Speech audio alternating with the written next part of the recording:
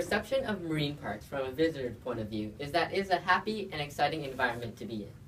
When you go to watch a live show at marine parks, all you see is whales jumping out of the water performing amazing tricks, and you really just see pure happiness in the faces of individuals in the crowd. However, what these people don't know is what happens behind the scenes and behind closed doors. These marine animals endure through harm and pain and the control of marine parks as they live out their lives in captivity and away from the regular life in the ocean.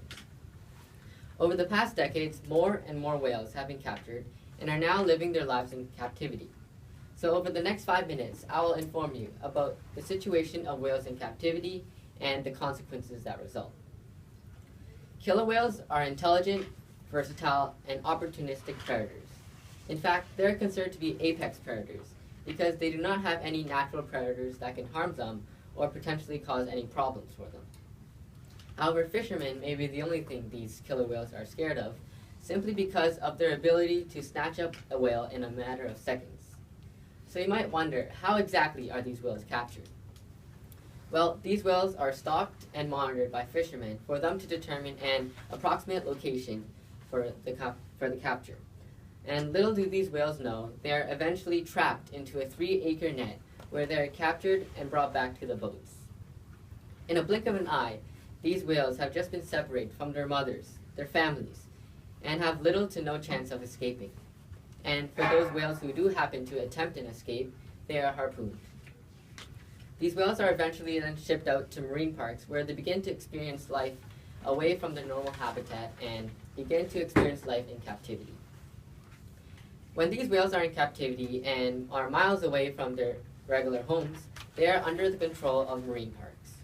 Keeping these mammals in marine parks creates a major concern for these whales, both mentally and physically. Whales are massive mammals that vary in sizes all the way from 18 feet to 32 feet.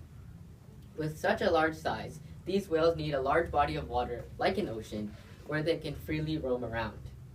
However, the confined spaces in the tanks that these whales are given at marine parks limits their abilities and affects them psychologically.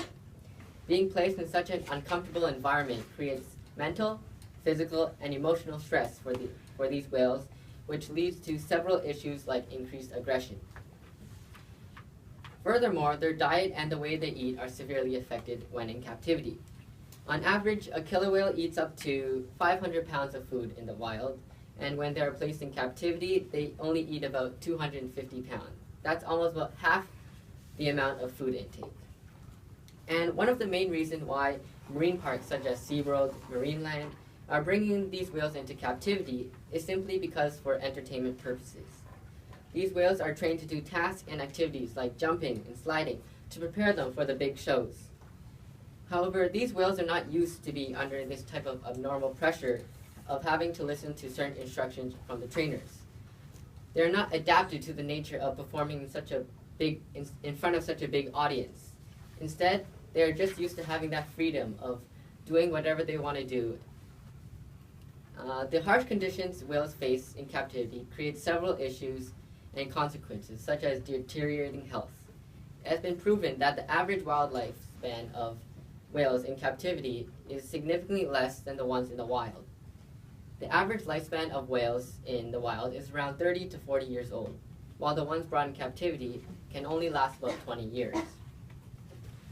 Captivity is not about education or conservation.